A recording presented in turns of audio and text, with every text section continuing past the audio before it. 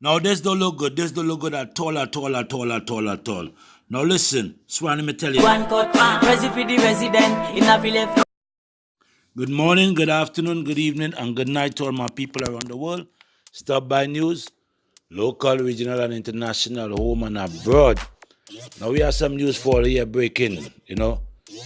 3 of them have been charged. It is said that the Prezzy for the resident has been charged. Prezzy and 2 others charged under anti-gang law. Now Trinidad, I never know they have an anti-gang law, but here we're going to know. The man and them getting Americanized too, so. But me not mad, If things going on wrong and people, family and people raping women and all them things going on, and them have to bring in gang law. But let me tell all this something. Make sure they don't harass the wrong set of people. So here we go.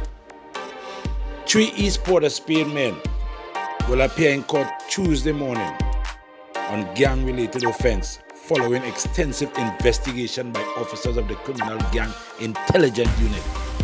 The trio are Ansel, Prezzy, Chemist, Prezzy for the resident. Anyway, Villafana, Kevin, Fat Joe Franklin, and Fidel Montrose are being represented by attorney Ian Brooks, Richard Clark Wills, and Adrian Thompson. Wait now. I don't know my brother, I went to school, no, Adrian Johnson, not Thompson, all right. Anyway, the men, all of Beetham Garden, are alleged to be part of the Rasta City gang.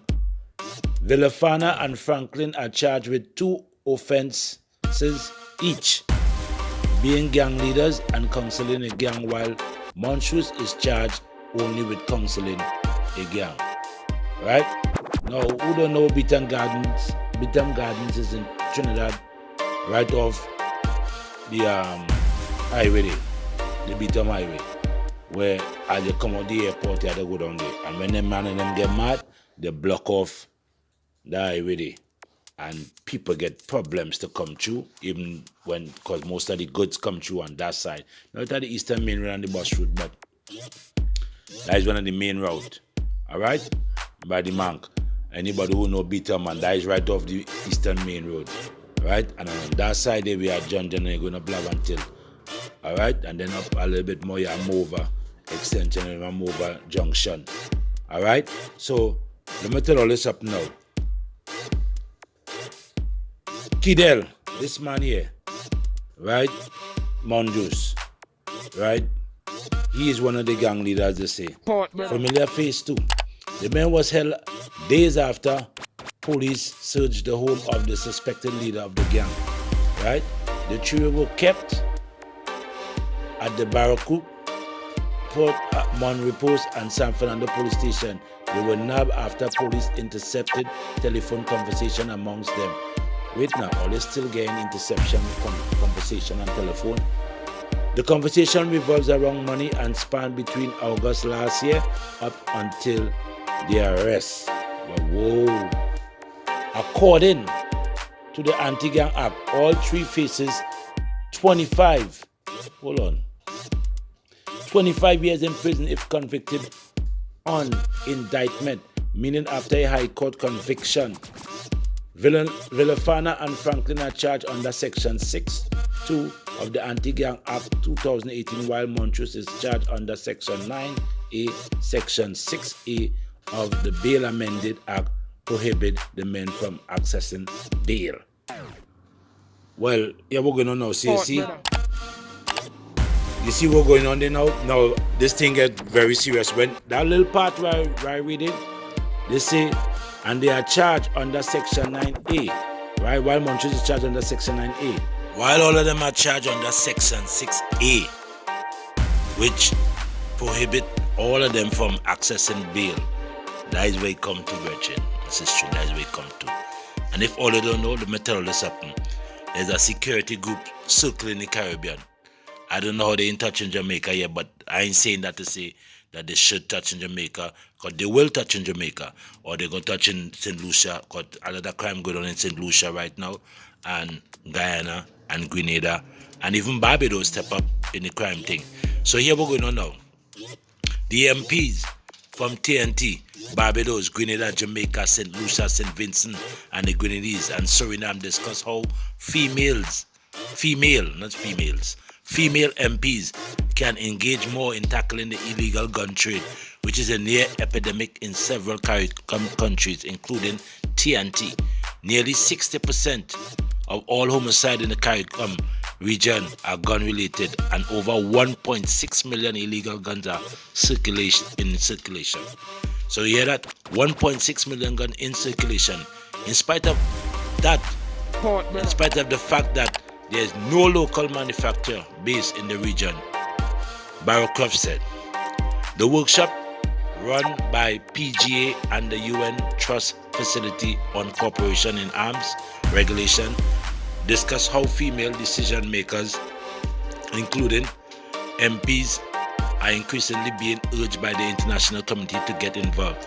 This can call a reflected in UN Security Council Resolution 1325, plus outcome documents from the Review Conference on the UN Programme of Action on Small Arms and Light Weapons in June 2018.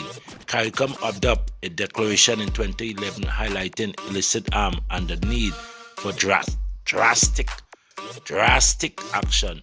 Since that time, the situation has deteriorated considerably in several CARICOM member states, and that's including TNT. So here what I tell you now, and if you don't understand, I could do another video now, but I will let you understand what we're really gonna know. While the reckless export of arms by foreign countries is a major cause of the problem, participants nonetheless identifies measures they can take, both as advocates and lawmakers, to tackle the serious security, health and social, economic and development challenge posed by this trade. So he's saying now, the EU delegation head ambassador. Let's say that again, once again. The EU delegation head coordinator in TNT. Ad Bessenberg and UN resident coordinator in TNT, Marina Walter, opens the workshop and highlighted the resources their organization were committing to this challenge. Barrowcroft said female legislators have been kept on the sideline in addressing the pressing national security issue in their countries. But it is female legislators who often have a greater understanding and appreciation of the wider negative impact of the illegal gun trade, including in the public health, right, and education sector, and also in the context of negatively impacting a number of sustainable development goals, beyond the more immediately obvious security consequences. Now they say in the parliamentarian in this workshop from across the region are looking to change the status quo. They have adopted a plan of action and are returning back home with a very clear sense of the many vital steps they can take to tackle head-on the illegal arms trade, both as advocates and lawmakers. Listen and the Grenadines. So me not go say no more, you know. I go say the arm up and tea and ready for take all it down.